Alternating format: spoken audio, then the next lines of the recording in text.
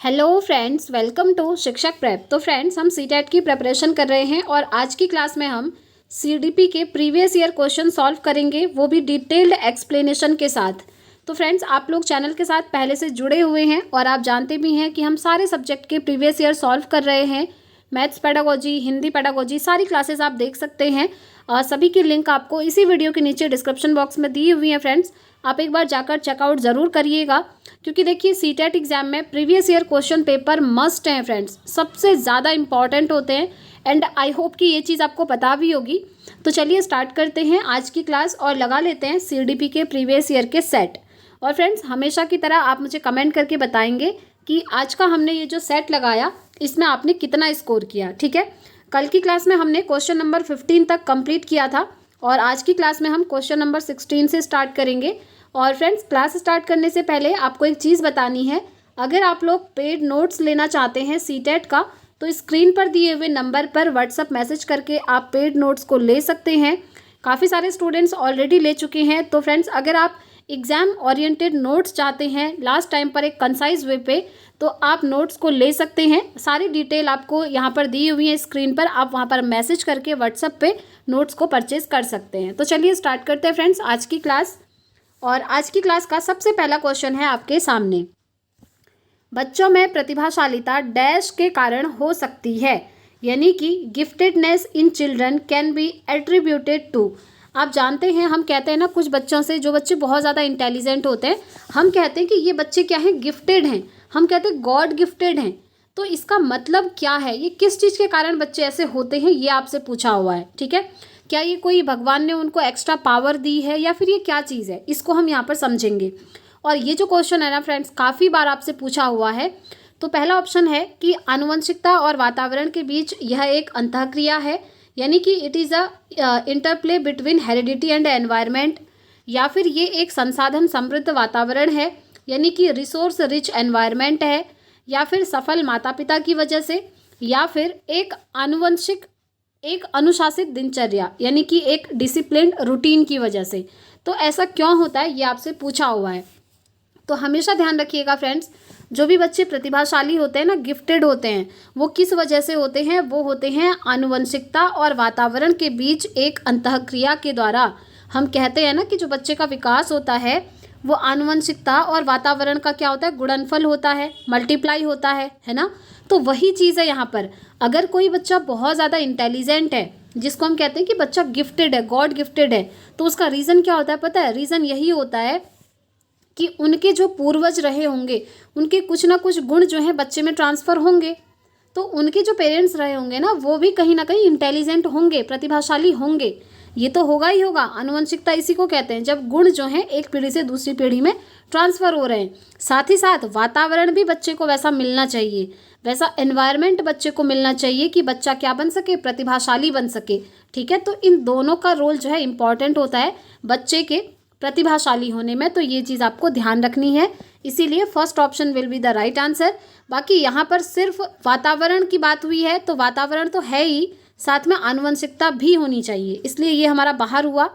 सफल माता पिता या अनुशासित दिनचर्या, ये सब नहीं।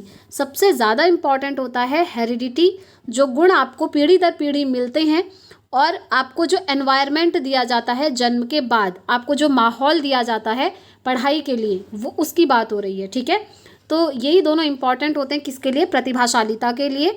So first option will be the right answer. चलिए आगे बढ़ते हैं नेक्स्ट क्वेश्चन की तरफ। नेक्स्ट क्वेश्चन है फ्रेंड्स, अच्छा हाँ, आप में से बहुत सारे स्टूडेंट्स पूछ रहे थे कि ये जो आप प्रीवियस ईयर करवा रहे हैं, ये कहाँ से करवा रहे हैं, क्योंकि ये बुक से तो आप करवा नहीं रहे हैं। तो देखिए, ये जो प्रीवियस ईयर मैं आपको सॉल्व करवा रही हूँ ना, ये आपको ऑफिशियल वेबसाइट पर अवेलेबल हैं। आप लोग सीटेट की ऑफिशियल वेबसाइट पर जाकर देखिएगा, वहाँ पर आपको 2018 से लेकर 2024 तक के सारे प्रीवियस ईयर मिल जाएंगे। बस आपको थोड़ी सी मेहनत ये करनी होगी कि आंसर की अलग से डाउनलोड करनी होगी, वो भी अवेलेबल है ऑफिशियल वेबसाइट पर। उसके बाद आपको 1 बाय 1 क्वेश्चन से मैच करना होगा। अगर आप उतना जो है मेहनत नहीं करना चाहते, तो आप डायरेक्टली इन वीडियोज़ की हेल्प से भी कर सकते हैं, क्योंकि मैं जो आपको प्रीवियस ईयर करवा रही हूँ ना, ये ऑफिशियल वेबसाइट से ही करवा रही हूँ। और आप जानते हैं, अगर हम ऑफिशियल वेबसाइट से सॉल्व करते हैं तो क्वेश्चन की जो है बिल्कुल भी गारंटी ये नहीं होती कि वो गलत होगा। लेकिन अगर आप बुक से करते हैं तो कहीं ना कहीं काफ़ी सारे क्वेश्चन ऐसे होते हैं जिनके आंसर उसमें सही नहीं दिए होते हैं। इसीलिए मैं हमेशा प्रेफर करती हूँ फ्रेंड्स कि मैं ऑफिशियल वेबसाइट से ही आपको सारे प्रीवियस ईयर सॉल्व करवाऊँ, ताकि 100% गारंटी हो कि इन क्वेश्चन के जो आंसर हैं यही हैं, क्योंकि ये ऑफिशियल वेबसाइट पर दिए हुए हैं। ठीक है, आई होप आप लोग समझ गए होंगे। चलिए फ्रेंड्स, नेक्स्ट क्वेश्चन की तरफ चलते हैं। सामाजिक आर्थिक रूप से वंचित पृष्ठभूमि से आने वाले बच्चों को कक्षा के माहौल की आवश्यकता होती है। जो किस तरीके के कक्षा के माहौल की आवश्यकता होती है ये पूछा है। पहला है जो उन्हें अच्छा व्यवहार सिखाता है, या फिर जो उनके सांस्कृतिक और भाषाई ज्ञान को महत्व देता है तथा उनका उपयोग करता है। तीसरा है उनकी भाषा के उपयोग को हतोत्साहित करता है ताकि वे मुख्य धारा की भाषा सीख सकें। देखिए, भाषा के उपयोग को हतोत्साहित नहीं करना चाहिए बल्कि प्रोत्साहित करना चाहिए। नेक्स्ट है बच्चों को उनकी क्षमताओं के आधार पर वर्गीकृत। देखिए, मैंने आपको हमेशा बताया ना, वर्गीकृत करना यानी कि कैटेगरीज में डिवाइड कर देना, कैटेगराइज करना, अलग थलग कर देना, ये हमारा नेगेटिव चीज़ होती है। कभी भी बच्चों को अलग थलग नहीं करना है। अब देखिए, यहाँ पर एबिलिटीज़ यानी कि क्षमताओं के बेसिस पर अलग कर दे रहे हैं। इसमें क्या होता है, आप क्या करेंगे, कुछ बच्चों से कहेंगे ये इंटेलिजेंट है, कुछ बच्चों से कहेंगे आपको कुछ नहीं आता, आपकी एबिलिटी कम है। तो इस तरीके से वर्गीकृत करना is not a good thing, ये आप भी जानते हैं। तो इसीलिए ये ऑप्शन हमारा एलिमिनेट हो जाता है। और ये कह रहा है भाषा के उपयोग को हतोत्साहित कर देना, मतलब उसको यूज़ नहीं करने दे रहा है, तो ये भी बाहर हो जाएगा। अब बचा ऑप्शन 1 और ऑप्शन 2, इनमें से एक सही होगा, क्योंकि देखिए दोनों ही यहाँ पर पॉजिटिव हैं। ऐसी कंडीशन में काफ़ी बार आप लोग कंफ्यूज हो जाते हैं कि आंसर होगा तो कौन सा होगा। ठीक है, अब पहले ऑप्शन में लिखा है कि वो अच्छा व्यवहार सिखाता हो। जी हाँ, ऐसा तो है कि अच्छा व्यवहार सिखाता हो, लेकिन इससे भी ज़्यादा इम्पॉर्टेंट ये है कि जो उनके सांस्कृतिक और भाषाई ज्ञान को महत्व देता हो तथा उनका उपयोग करता हो। यानी कि बच्चों को ऐसा माहौल देना जिसमें क्या हो, बच्चे की जो संस्कृति है और बच्चे की जो अपनी घर की भाषा है, उन दोनों को बच्चे को बोलने दिया जाए और उसको महत्व दिया जाए। ठीक है, कई बार स्कूल में ये आपने देखा होगा, अगर बच्चे अपने घर की लैंग्वेज बोलते हैं तो टीचर उनको बोलते हैं कि अपने घर की लैंग्वेज में बात मत करो, आप स्कूल की लैंग्वेज में बात करो। तो ये चीज़ अच्छी नहीं मानी जाती है। ठीक है, बच्चों को उनकी भाषा में बात करने का मौका देना चाहिए। तो इसीलिए सेकंड ऑप्शन यहाँ पर बिल्कुल राइट हो जाएगा। ठीक हो गया, चलिए आगे बढ़ते हैं नेक्स्ट क्वेश्चन की तरफ। नेक्स्ट क्वेश्चन है कक्षा में सृजनात्मक और प्रतिभाशाली बच्चों के लिए आवश्यक हस्तक्षेप निर्भर करता है। किस चीज़ पर निर्भर करता है ये पूछा है।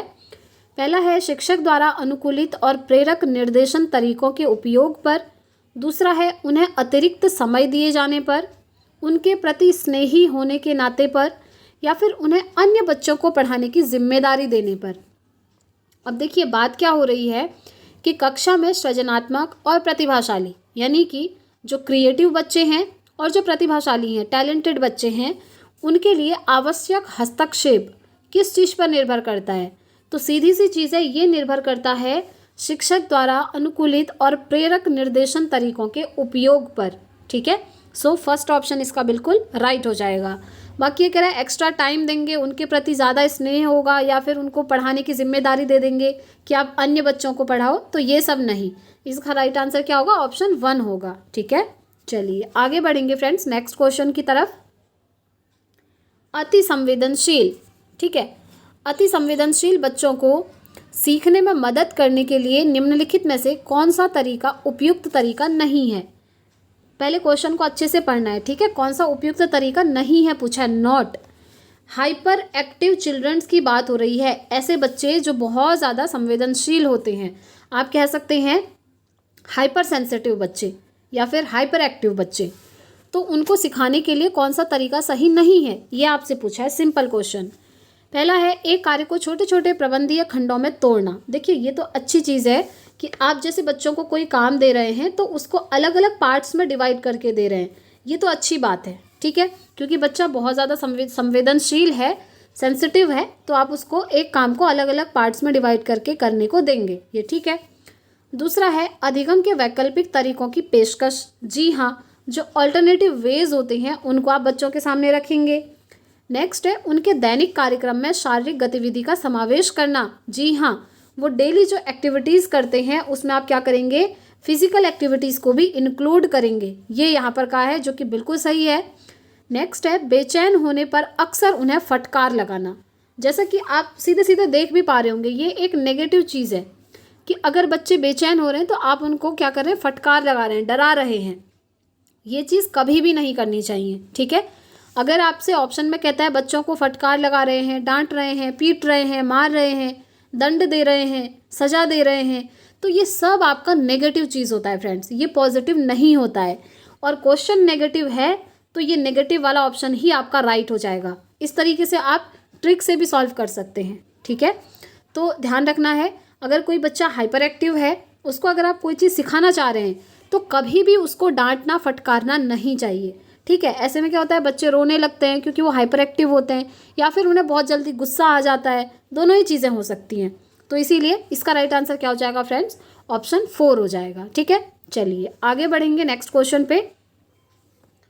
अलग अलग सोच वाले पैटर्न उन बच्चों की पहचान करते हैं जो patterns of divergent thinking identify children who are. बताइए, अलग अलग सोच वाले पैटर्न उन बच्चों की पहचान करते हैं जो, आपके सामने 4 ऑप्शन हैं। पहला है जो विकलांग हैं, जो डिस्लेक्सिक हैं, जो सृजनात्मक हैं, या फिर जो प्रत्यास्थी हैं, ठीक है, यानी कि रीसाइलेंट हैं। तो बताइए इनमें से कौन सा सही होगा। देखिए, ये जो डाइवर्जेंट थिंकिंग होती है, ये मैंने आपको कई बार बताई भी है। डाइवर्जेंट थिंकिंग मतलब होती है जब कोई बच्चा किसी भी प्रॉब्लम के बारे में अनेक तरीक़ों से सोचता है। जैसे आपने बच्चों से कोई एक क्वेश्चन पूछा, उसके मल्टीपल आंसर्स होंगे, तो वहाँ पर बच्चा क्या करेगा, डाइवर्जेंट थिंकिंग करेगा। अब डाइवर्जेंट थिंकिंग वाले क्वेश्चन कैसे होते हैं, जैसे आपने बच्चे से पूछ लिया, फॉर एग्जाम्पल जैसे आपने बच्चे से पूछा कि जो हमारे देश की राजधानी है उसकी कुछ विशेषताएं बताइए। अब देखिए, विशेषताएं बहुत सारी होंगी, एक ही विशेषता नहीं होगी, ये आप जानते हैं, है ना। तो बहुत सारी विशेषताएं होंगी, इसका मतलब क्या है, इस क्वेश्चन के मल्टीपल आंसर हैं। तो यहाँ पर बच्चे को अलग अलग डायरेक्शन में अलग अलग तरीके से सोचने का मौका मिलेगा, और बच्चे बहुत सारे मल्टीपल आंसर देंगे अपने अपने अकॉर्डिंग। तो यहाँ पर क्या होता है, डाइवर्जेंट थिंकिंग यूज़ होती है, ध्यान रखना है, ठीक है। यानी कि अलग अलग तरीके से बच्चे यहाँ पर सोचते हैं। और ऐसे बच्चे कौन होते हैं, ऐसे बच्चे होते हैं हमारे क्रिएटिव बच्चे, यानी कि सृजनात्मक बच्चे। और यही इसका राइट आंसर हो जाएगा कि जो बच्चे अलग अलग तरीक़ों से सोचते हैं नई नई चीज़ों को, और जहाँ पर एक क्वेश्चन के मल्टीपल आंसर्स होते हैं, तो हम कहते हैं वो बच्चे क्या होते हैं, सृजनात्मक होते हैं, जो इस तरीके से सोच सकते हैं, ठीक है। तो इसीलिए थर्ड ऑप्शन राइट हो जाएगा। वहीं पर फ्रेंड्स इसका जस्ट अपोजिट होता है कन्वर्जेंट थिंकिंग। चलिए मैं आपको इनमें डिफरेंस बता देती हूँ, क्योंकि काफ़ी बार आपसे ये क्वेश्चन पूछा हुआ है, कन्वर्जेंट और डाइवर्जेंट। अभी आपसे स्क्रीन पर पूछा हुआ है डाइवर्जेंट, हो सकता है आपसे पूछ लिया जाए अब कन्वर्जेंट।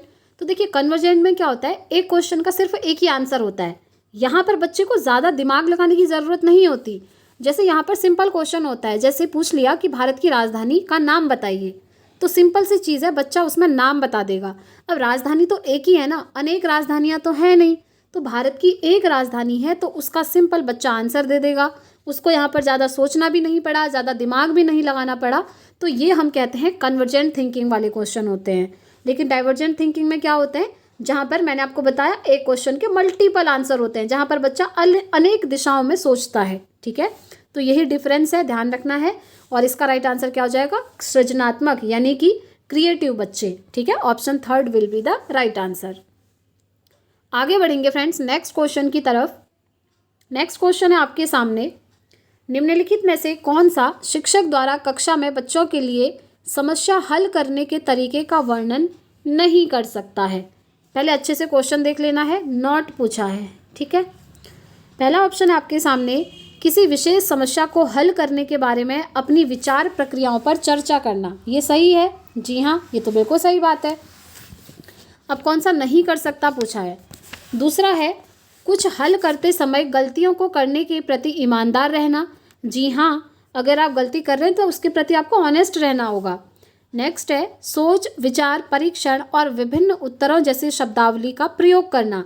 जी हाँ, बिल्कुल, आप वोकेबलरी यूज़ कर रहे हैं, लाइक थिंक कर रहे हैं, आइडियाज़ आ रहे हैं, ट्रायल कर रहे हैं, डिफरेंट आंसर्स हैं, ठीक है। तो ये भी बिल्कुल सही है। लास्ट में कह रहा है अभिसरण उत्तरों वाले प्रश्न पूछना, ये यहाँ पर सही नहीं होगा। अब देखिए, जस्ट अभी मैंने आपको यहाँ पर डिफरेंस बताया था ना, किस चीज़ में, डाइवर्जेंट और कन्वर्जेंट में। तो यहाँ पर एक चीज़ और ध्यान रखना कि डाइवर्जेंट और कन्वर्जेंट में से सबसे ज़्यादा बेस्ट माना जाता है डाइवर्जेंट थिंकिंग, क्योंकि डाइवर्जेंट थिंकिंग में एक क्वेश्चन के मल्टीपल आंसर होते हैं और बच्चा अनेक दिशाओं में सोचता है। और कन्वर्जेंट में क्या होता है, एक क्वेश्चन का एक ही आंसर होता है। इसलिए ये जो कन्वर्जेंट वाले क्वेश्चन है ना, ये अच्छे नहीं माने जाते हैं। अच्छे ये माने जाते हैं क्योंकि यहाँ पर बच्चा ज़्यादा से ज़्यादा अपना दिमाग यूज़ करता है, अनेक दिशाओं में सोचता है कि इस प्रॉब्लम का ये भी सॉल्यूशन हो सकता है, ये भी हो सकता है, ये भी हो सकता है। तो डाइवर्जेंट को ज़्यादा बेस्ट माना जाता है रादर देन कन्वर्जेंट। ठीक है, अब देखिए सेम वही क्वेश्चन है यहाँ पर। क्वेश्चन क्या था कि शिक्षक द्वारा कक्षा में बच्चों के लिए समस्या हल करने के तरीके का जो सही वर्णन नहीं करता है, वो नहीं करता है आपका फोर्थ ऑप्शन, जिसमें लिखा है कन्वर्जेंट वाले देखिए अभिसरण उत्तरों वाले प्रश्न पूछना, यानी कि ऐसे प्रश्न पूछना जिसमें क्या होंगे, कन्वर्जेंट आंसर होंगे। अभी मैंने आपको बताया ये अच्छे क्यों नहीं माने जाते, क्योंकि इनमें क्या होता है, एक क्वेश्चन का एक ही आंसर होता है और यहाँ पर बच्चे को ज़्यादा दिमाग नहीं लगाना पड़ता। यहाँ पर रटने वाले क्वेश्चन होते हैं या फिर ट्रू फॉल्स वाले क्वेश्चन हो सकते हैं, ये आता है इसके अंदर और इनको अच्छा नहीं माना जाता है। ठीक है, तो अगर कन्वर्जेंट वाले आंसर हैं तो वो सही नहीं माना जाएगा। और क्यों नहीं माना जाएगा ये मैंने आपको बता दिया। तो बस यही इसका राइट आंसर हो जाएगा फ्रेंड्स, क्योंकि प्रॉब्लम हल करने के तरीके का ये अच्छा वर्णन नहीं करता है। ठीक है, तो fourth option will be the right answer. आगे बढ़ते हैं फ्रेंड्स नेक्स्ट क्वेश्चन की तरफ। एंड फ्रेंड्स आई होप आपको क्लासेस पसंद आ रही होंगी। हम लगातार सीटेट की प्रिपरेशन कर रहे हैं। प्लीज़ आप लोग कमेंट करके ज़रूर बताइएगा फ्रेंड्स कि आपको क्लासेस कैसी लग रही हैं, और ज़्यादा से ज़्यादा वीडियो को लाइक करिएगा, क्योंकि आपका एक कमेंट और एक लाइक हमें भी बहुत मोटिवेट करता है कि कंटिन्यू आपकी प्रिपरेशन करवाई जाए जब तक आपके एग्जाम्स हो रहे हैं। ठीक है, चलिए नेक्स्ट क्वेश्चन की तरफ। निम्नलिखित में से कौन सा एक संवेग है, यानी कि इमोशन है। देखिए इमोशन क्या होते हैं, मैंने आपको कई बार ये बताया भी है, फिर से हम इसको समझेंगे क्योंकि क्वेश्चन आया है तो ऑब्वियसली। तो देखिए इमोशन क्या होते हैं, हमारे मन के अंदर के जो भाव होते हैं ना, उन्हीं को हम कहते हैं इमोशन। जैसे किसी व्यक्ति को बहुत ज़्यादा गुस्सा आता है, किसी व्यक्ति को बहुत कम गुस्सा आता है। जैसे किसी से प्रेम करना, किसी से डर लगना, भय पैदा होना, क्रोध आना, ये सब क्या है, ये सब हमारे अंदर के संवेग हैं। और ये जो संवेग होते हैं ना फ्रेंड्स, ये हर किसी व्यक्ति में अलग अलग होते हैं। अलग अलग कैसे होते हैं, जैसे मैंने आपको बताया कि किसी बच्चे को बहुत जल्दी गुस्सा आ जाता है, किसी बच्चे को कुछ भी कह दो उसे कभी गुस्सा ही नहीं आता, बहुत कम गुस्सा आता है। कोई बच्चा छोटी सी बात पर रोने लगता है, कोई बच्चा ऐसा होता है जिसको आप कुछ भी कह दो वो बिल्कुल नहीं रोएगा। तो ये क्या है, ये हमारे अंदर के इमोशन हैं, हमारे अंदर के भाव हैं, जिनको हम कहते हैं संवेग। ठीक है, और ये संवेग जो है बहुत ज़्यादा मैटर करते हैं फ्रेंड्स, क्योंकि संवेग हमारे क्या है, किसी से प्रेम करना, किसी चीज़ से डर लगना, ये सारी चीज़ें। अब देखिए ऑप्शन में आपको दिख भी गया होगा, मैंने संवेग आपको बताया, एग्जाम्पल बताए, और उनमें से एक एग्जाम्पल यहाँ पर लिखा भी है। क्या स्मृति एक संवेग है? नहीं। क्या ध्यान एक संवेग है? नहीं। क्या उत्तेजना एक संवेग है? नहीं। लेकिन यस, जो डर होता है, फियर होता है, इट इज़ अ इमोशन। ये क्या है, एक संवेग है, हमारा इमोशन है। जैसे हम किसी से बहुत ज़्यादा डरते हैं, कोई व्यक्ति होता है जो किसी से डरता ही नहीं है, ये सब क्या है, ये हमारे अंदर के संवेग होते हैं। ठीक है, तो सेकंड ऑप्शन इसका बिल्कुल राइट हो जाएगा। आगे बढ़ते हैं फ्रेंड्स नेक्स्ट क्वेश्चन की तरफ। एक 3 साल का बच्चा बताता है कि दूध बूथ पर एक मशीन द्वारा दूध का उत्पादन होता है। निम्नलिखित में से कौन सा बच्चे की समझ का सबसे अच्छा स्पष्टीकरण प्रदान करता है? ठीक है, बताइए। पहला है बच्चे को दुनिया का बहुत सीमित ज्ञान है। दूसरा है बच्चे का जवाब दूध बूथ से दूध खरीदने के अपने अनुभव पर आधारित है। तीसरा है बच्चे ने गायों को कभी नहीं देखा है। देखिए ये सब चीज़ें यहाँ पर नहीं हो रही हैं, आप देख रहे होंगे क्वेश्चन में ये सब लिखा ही नहीं है। बच्चे का परिवार बच्चे को प्रेरक वातावरण प्रदान नहीं करता है। ऐसा थोड़ी होता है कि आप दूध बूथ पर उसको भेज दे रहे हैं तो इसका मतलब है कि आप अच्छा वातावरण नहीं दे रहे हैं, ऐसा नहीं है। यहाँ पर राइट आंसर क्या होगा कि बच्चे का जवाब दूध बूथ से दूध खरीदने के अपने अनुभव पर आधारित है। ठीक है, तभी तो वो ये कह पा रहा है। वो क्या कह रहा है 3 साल का बच्चा कि दूध बूथ पर एक मशीन द्वारा दूध का उत्पादन होता है, वो अपने अनुभव के आधार पर कह पा रहा है। ठीक है, यानी कि अपने एक्सपीरियंस के बेसिस पर कह पा रहा है। सो सेकंड ऑप्शन इसका बिल्कुल राइट हो जाएगा। चलिए आगे बढ़ेंगे नेक्स्ट क्वेश्चन की तरफ। निम्नलिखित में से कौन सा शिक्षक की भूमिका का सबसे अच्छा वर्णन करता है? टीचर्स को रोल को जो है सबसे अच्छा डिस्क्राइब करता है कौन सा ऑप्शन, बताइए। पहला ऑप्शन है आपके सामने, कक्षा में शिक्षक की सबसे महत्वपूर्ण भूमिका अनुशासन को बनाए रखना है। दूसरा है, एक शिक्षक को निर्धारित पाठ्यपुस्तक का पालन करना चाहिए। तीसरा है, पाठ्यक्रम को समय पर पूरा करने के साथ साथ दोहराने के लिए पर्याप्त समय देना इम्पॉर्टेंट है। तीसरा हो गया। चौथा ऑप्शन है, आराम के लिए जगह बनाना जहां बच्चे संवाद और पूछताछ के माध्यम से सीखते हैं। अब आपको ध्यान होगा, मैंने आपको हमेशा बताया है, जहां पर भी आपको लगे ऑप्शन में कि बच्चा एक्टिव है, बच्चा सक्रिय है, मतलब बच्चा उस चीज़ में पार्टिसिपेट कर रहा है खुद से, तो वो ऑप्शन आपके हमेशा राइट होते हैं। क्योंकि देखिए यहाँ पर टीचर क्या कर रहे हैं, आराम के लिए जगह बना रहे हैं, ठीक है। और वो जगह क्यों बना रहे हैं, ताकि उस जगह पर बच्चे एक दूसरे के साथ डिस्कशन कर सके, संवाद कर सके और एक दूसरे के साथ क्या कर सके, इंक्वायरी कर सके, पूछताछ कर सके और उसी के माध्यम से बच्चे सीखें। ये बिल्कुल सही बात है। अब यहाँ पर कह रहा है सिर्फ टीचर की रिस्पॉन्सिबिलिटी अनुशासन की है, तो देखिए सिर्फ अनुशासन यानी कि डिसिप्लिन ही नहीं होता है, और चीज़ें भी तो होती हैं, है ना। अब यहाँ पर सिर्फ कह रहा है कि पाठ्यपुस्तक का पालन करना चाहिए, या फिर कह रहा है जब आपका सिलेबस कंप्लीट हो जाए तो उसे दोहराने का टाइम होना चाहिए। सबसे ज़्यादा इंपॉर्टेंट क्या है वो आपको ढूंढना होता है। तो मोस्ट अप्रोप्रिएट ऑप्शन जो हमें लग रहा है वो आंसर ये होगा, फोर्थ ऑप्शन। क्यों होगा, क्योंकि यहाँ पर देखिए सभी बच्चों को रिलैक्स रहने के लिए स्पेस दिया जा रहा है, जहाँ पर बच्चे क्या कर रहे हैं, डायलॉग एक दूसरे के साथ डिस्कस कर रहे हैं और साथ में इंक्वायरी के थ्रू सीख रहे हैं। इसमें क्या होता है ना, देखिए जैसे स्टूडेंट है और टीचर हैं, स्टूडेंट और टीचर के बीच में क्या होता है, डिस्कशन हो सकता है। जैसे टीचर ने स्टूडेंट को कुछ पढ़ाया, अगर स्टूडेंट को नहीं समझ में आया तो वो टीचर से पूछेंगे, ये होता है डिस्कस करना। या फिर ये जो डिस्कशन है ना, स्टूडेंट और स्टूडेंट के बीच में भी होता है। जैसे किसी बच्चे को कोई टॉपिक समझ में आया तो वो दूसरे बच्चे के साथ शेयर कर सकता है, और दूसरे बच्चे को अगर कोई चीज़ आ रही है तो वो इस बच्चे को शेयर करेगा। तो इस तरीके से डिस्कशन इंपॉर्टेंट होता है, संवाद, ठीक है। और इसी में क्या है, इंक्वायरी, पूछताछ। जब स्टूडेंट टीचर से पूछ रहे हैं कोई चीज़ तो वो पूछताछ हो गया, ये भी इंपॉर्टेंट होता है। और इसी के थ्रू बच्चा सबसे अच्छे तरीके से सीखता है, क्योंकि यहाँ पर बच्चा खुद से एक्टिव है, ठीक है। सो फोर्थ ऑप्शन इसका राइट हो जाएगा। चलिए आगे बढ़ते हैं नेक्स्ट क्वेश्चन की तरफ। निम्नलिखित में से कौन सी कक्षा समृद्ध शिक्षा को प्रोत्साहित करती है, समृद्ध शिक्षा को। चलिए ऑप्शन देख लेते हैं। वह कक्षा जिसमें प्रदर्शित विभिन्न प्रकार की सामग्री बच्चों की पहुंच से परे हो ताकि सामग्री लंबे समय तक चलती रहे। जी नहीं, पहुंच से दूर रख दे रहे हैं ताकि सामग्री चले, फिर उस सामग्री का मतलब ही क्या है, जिसमें बच्चे जो हैं एक्टिव हैं ही नहीं। दूसरा है, वह कक्षा जिसमें खुली गतिविधि कोने हों और विभिन्न प्रकार के बाल साहित्य खुली ताक यानी कि सेल्फ में रखी हों, जो दिन के किसी भी समय प्राप्त किया जा सके। जी हाँ, ये बेस्ट है। देखिए अगर आपने नोट्स लिया है तो आपको सारी चीज़ें उसमें लिखी हुई मिल जाएंगी। अगर आपने नोट्स नहीं लिया हुआ है तो आप लोग नोट्स ज़रूर बना लें फ्रेंड्स, और जो इंपॉर्टेंट की पॉइंट्स मैं आपको बताती हूँ आप नोट करते हुए चलें। ये जो बाल साहित्य वर्ड आप देख रहे हैं, इससे न जाने कितनी बार सीटेट में क्वेश्चन बन गया है, और बिलीव मी ये सिर्फ सीडीपी में ही नहीं बल्कि आपको हिंदी पेडागोजी में भी देखने को मिलेगा। ध्यान रखेंगे, हिंदी पेडागोजी में भी आपको देखने को मिलेगा कि ये जो बाल साहित्य हैं ये बहुत इंपॉर्टेंट होता है। तो ऐसा होना चाहिए क्लासरूम जहाँ पर क्या है, बच्चे ओपन एक्टिविटीज़ कर सकें, खुली गतिविधि कर सकें, और वहाँ पर अनेक प्रकार की बाल साहित्य होनी चाहिए। देखिए बाल साहित्य क्या होती है ना, ये छोटी छोटी स्टोरीज़ की बुक्स होती है जो कि छोटे बच्चों के लिए स्पेसिफिकली बनाई जाती हैं।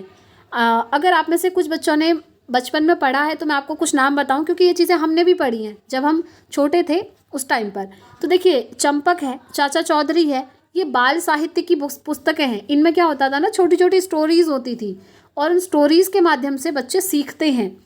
तो ये जो बाल साहित्य बहुत इंपॉर्टेंट है फ्रेंड्स, इसमें स्टार मार्क कर लीजिए, काफ़ी बार क्वेश्चन पूछा है। तो जहाँ भी आपको बाल साहित्य का यूज़ दिखे ना, उस ऑप्शन को सीधे टिक कर दीजिए, वो हमेशा ही राइट होगा आपका। और यहाँ पर कह रहा है कि क्लासरूम में खुली गतिविधि होगी, बच्चे एकदम फ्री होंगे, एक्टिविटीज़ खुद से करेंगे, और बाल साहित्य की पुस्तकें भी होंगी, और वो पुस्तकें ऐसी जगह पर रखी होंगी जब भी बच्चे पढ़ना चाहें वो उनको ले सकें। ये बिल्कुल यहाँ पर सही हो जाएगा, ठीक है। तो सेकंड ऑप्शन राइट हो जाएगा। बाकी थर्ड ऑप्शन देखिए कि अलमारी में अच्छी तरह संगठित सामग्री वाली कक्षा, जहाँ सामग्री को सप्ताह में एक बार, मतलब वीक में सिर्फ एक ही बार बाहर ला रहे हैं, तो ये सही नहीं है। अगर वीक में एक ही बार बाहर लाना है तो वो सामग्री किस काम की, जो बच्चे यूज़ नहीं कर पा रहे हैं। नेक्स्ट है पाठ्यपुस्तक सामग्री द्वारा संचालित संरचित और योजनाबद्ध अधिगम वाली कक्षा। जी नहीं, सबसे ज़्यादा इंपॉर्टेंट होता है बाल साहित्य, ध्यान रखेंगे। सेकंड ऑप्शन इसका राइट होगा। आगे बढ़ते हैं फ्रेंड्स नेक्स्ट क्वेश्चन की तरफ। निम्नलिखित में से कौन सा कक्षा में पाठ्यपुस्तकों की भूमिका का सबसे अच्छा वर्णन करता है। पहला है वे कक्षा में उपलब्ध संसाधन और संदर्भ सामग्री में से एक है, यानी कि ये जो पाठ्यपुस्तक है ये क्या है, ये आपसे पूछा है। वे एक राज्य या राष्ट्र में अधिगम में एकरूपता बनाए रखते हैं। वे अध्ययन के पाठ्यक्रम के बारे में शिक्षकों और माता पिता को मार्गदर्शन देते हैं। वे संसाधन रहित संदर्भ में सबसे आवश्यक अधिगम संसाधन बनाते हैं। तो देखिए, पाठ्यपुस्तकों की भूमिका का सबसे अच्छा वर्णन जो कर रहा है वो है ऑप्शन 1। ये जो आपकी पाठ्यपुस्तकें होती हैं ना फ्रेंड्स, ये जो टेक्स्ट बुक्स होती हैं, ये क्या होती हैं, ये एक रिसोर्स होती हैं, यानी कि एक संसाधन का काम करती हैं। ध्यान रखना है, ये जो पुस्तकें होती हैं ना आपकी, जो टेक्स्ट बुक्स होती हैं, ये सब कुछ नहीं होती हैं, ये सिर्फ एक रिसोर्स होती है, संसाधन होती हैं बच्चों को सिखाने के लिए। ठीक है, तो इसीलिए फर्स्ट ऑप्शन यहाँ पर बिल्कुल राइट हो जाएगा। देखिए, कुछ क्वेश्चन तो काफ़ी इजी आपसे पूछे हुए हैं और आपको भी लग रहा होगा, आई होप आप बहुत अच्छा स्कोर कर पा रहे होंगे। देखिए, अगर अभी भी आप अच्छा स्कोर नहीं कर पा रहे हैं ना, तो मैं आपको एक चीज़ बताऊं फ्रेंड्स, आप प्रीवियस ईयर क्वेश्चन की ज़्यादा से ज़्यादा प्रैक्टिस करें जितना हो सके। और सीडीपी का तो मैंने लगभग आपको 50 क्लासेस करवा दी हैं। जो भी कैंडिडेट सीडीपी को स्टार्टिंग से देख रहे हैं ना, इन 50 क्लासेस को फॉलो कर रहे हैं, बिलीव मी आपके 30 में से 29 मार्क्स तो कहीं नहीं गए। क्योंकि एक क्वेश्चन की गारंटी फ्रेंड्स हम नहीं ले सकते, हो सकता है कुछ भी हो सकता है, तो 29 आप मानकर चलिए आप ला सकते हैं और ये 100% आप लाएंगे, बिलीव मी, अगर आप इस सीरीज़ को कंटिन्यू फॉलो कर रहे हैं तो। साथ ही साथ एक और मैं आपको विश्वास दिलाना चाहूँगी, अगर आपने हिंदी पेडागोजी की सीरीज़ देखी होगी ना फ्रेंड्स, मैंने आपको 15 क्लासेस की एक सीरीज़ करवाई है हिंदी पेडागोजी की, जिसमें मैंने आपको सारा थ्योरी वाला पोर्शन कवर अप करवाया है। अगर आपने उस पूरी सीरीज़ को फॉलो करा है और साथ में प्रॉपर नोट्स बनाए हैं तो आपके ये 15 मार्क्स कहीं नहीं जाएंगे। तो इसी तरीके से आप पढ़ाई करते रहें फ्रेंड्स और ज़्यादा से ज़्यादा प्रीवियस ईयर सॉल्व करें ताकि आपका स्कोर बढ़ सके। ठीक है, चलिए, इसका राइट आंसर ऑप्शन 1 हो जाएगा। और फ्रेंड्स, आप हमें टेलीग्राम पर भी फॉलो कर सकते हैं, लिंक आपको डिस्क्रिप्शन में मिल जाएगा, क्योंकि टेलीग्राम पर जो भी अपडेट्स रहती हैं, जो भी इंपॉर्टेंट चीज़ें रहती हैं, आप लोगों के साथ शेयर करी जाती हैं। ठीक है, चलिए नेक्स्ट क्वेश्चन। राष्ट्रीय पाठ्यचर्या फ्रेमवर्क यानी कि नेशनल करिकुलम फ्रेमवर्क 2005 ने अपनी समझ डैश से प्राप्त की है। सिंपल सा मैं आपको क्वेश्चन बताऊं, ये पूछा है कि ये जो आपका नेशनल करिकुलम फ्रेमवर्क 2005 है, ये किस चीज़ पर आधारित है। ये ह्यूमनिज्म पर आधारित है, बिहेवियरिज्म पर है, कंस्ट्रक्टिविज्म पर है, या फिर कॉग्निटिव थ्योरीज पर है। किस चीज़ पर ये बेस्ड है, किस चीज़ पर आधारित है, ये पूछा है। तो ध्यान रखिएगा फ्रेंड्स, इसका सिंपल सा आंसर है, ये आपका आधारित है रचनावाद पर, यानी कि कंस्ट्रक्टिविज्म पर। अब ये कंस्ट्रक्टिविज्म कहता है ना कि बच्चे खुद से नॉलेज का कंस्ट्रक्शन कर सकते हैं, मतलब ज्ञान का निर्माण खुद कर सकते हैं, ऐसा कहता है एनसीएफ 2005। एनसीएफ मतलब यही है, ठीक है, एनसीएफ का फुल फॉर्म है नेशनल करिकुलम फ्रेमवर्क। और एक क्वेश्चन और यहाँ से याद आया, आप फुल फॉर्म याद कर लीजिएगा सारे। एनसीएफ कई बार पूछा हुआ है, फुल फॉर्म है नेशनल करिकुलम फ्रेमवर्क। ठीक है, और आपने देखा होगा नोट्स में पूरा एक पेज ऐसा है जहाँ पर मैंने आपको सारे फुल फॉर्म करवाए हुए हैं, उन सारे फुल फॉर्म को आप याद कर लीजिएगा, बहुत इंपॉर्टेंट है।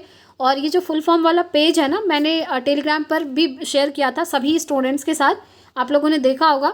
अगर अभी तक आपने वो फुल फॉर्म वाला पेज नहीं देखा ना, तो कमेंट करके बताइएगा, मैं अगेन टेलीग्राम पर उसको भेज दूंगी, आप लोगों ने ज़रूर याद कर लें।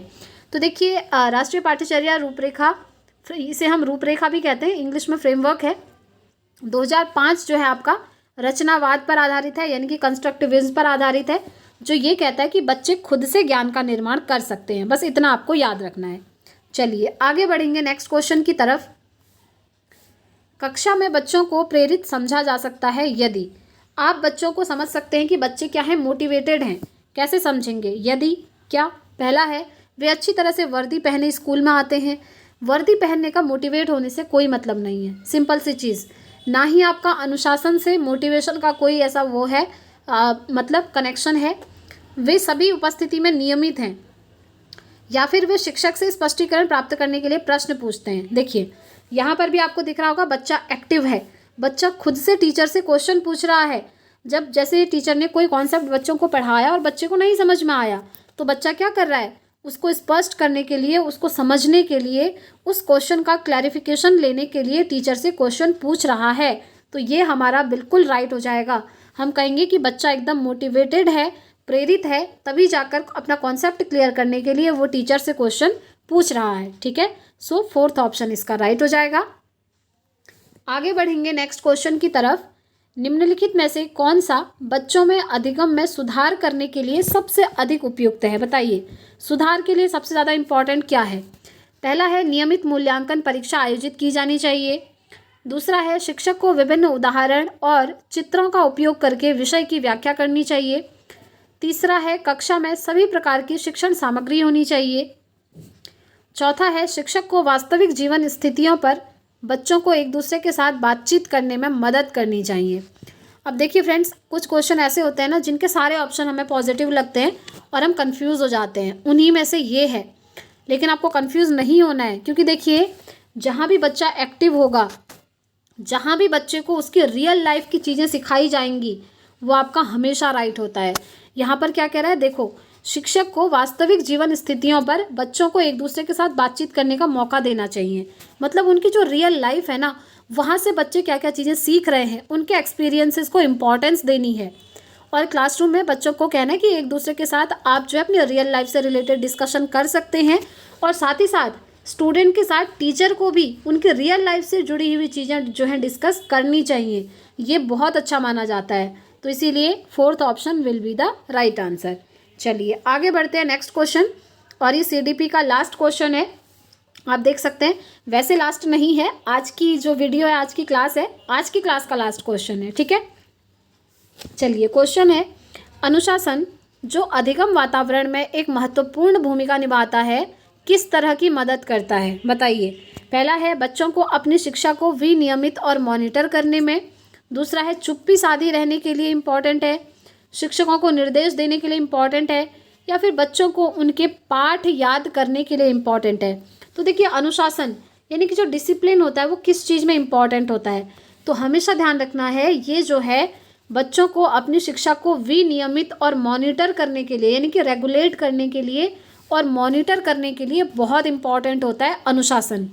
अनुशासन इसलिए नहीं होता कि सिर्फ बच्चे चुप रहेंगे या टीचर इंस्ट्रक्शन दे रहे हैं या फिर बच्चे किसी चीज़ को रट रहे हैं, याद कर रहे हैं, इसलिए डिसिप्लिन नहीं होता। डिसिप्लिन इसलिए होता है ताकि बच्चे क्या करें, जो भी चीज़ें सीख रहे हैं उसको रेगुलेट कर सकें और उसको मॉनिटर कर सकें। ठीक है, सो फर्स्ट ऑप्शन यहाँ पर बिल्कुल राइट हो जाएगा। तो फ्रेंड्स, आज की क्लास के सारे क्वेश्चंस यहाँ पर कंप्लीट होते हैं। आई होप आपको आज की क्लास पसंद आई होगी। पसंद आई है तो प्लीज़ कमेंट करके ज़रूर बताइएगा और अपना स्कोर भी शेयर करिएगा। साथ ही साथ फ्रेंड्स, अगर आप नोट्स लेना चाहते हैं तो मैंने आपको बता ही दिया है, स्क्रीन पर दिए हुए नंबर पर बस आपको व्हाट्सअप मैसेज करना है और आप पेड नोट्स को ले सकते हैं। साथ ही साथ अदर सब्जेक्ट की क्लासेस भी ज़रूर देखिएगा, सभी की लिंक डिस्क्रिप्शन में है। और अपनी प्रिपरेशन को ऐसे ही करते रहिए। हम डेली इवनिंग में क्लासेस करते हैं, आप लोग जुड़े रहिएगा। और आप हमें व्हाट्सअप और टेलीग्राम पर भी ज्वाइन कर सकते हैं, सभी की लिंक आपको डिस्क्रिप्शन में दी हुई हैं। तो आज की क्लास में इतना ही रखते हैं फ्रेंड्स, मिलते हैं अब हम कल इसी टाइम पर अपनी नेक्स्ट क्लास के साथ। Thanks for watching.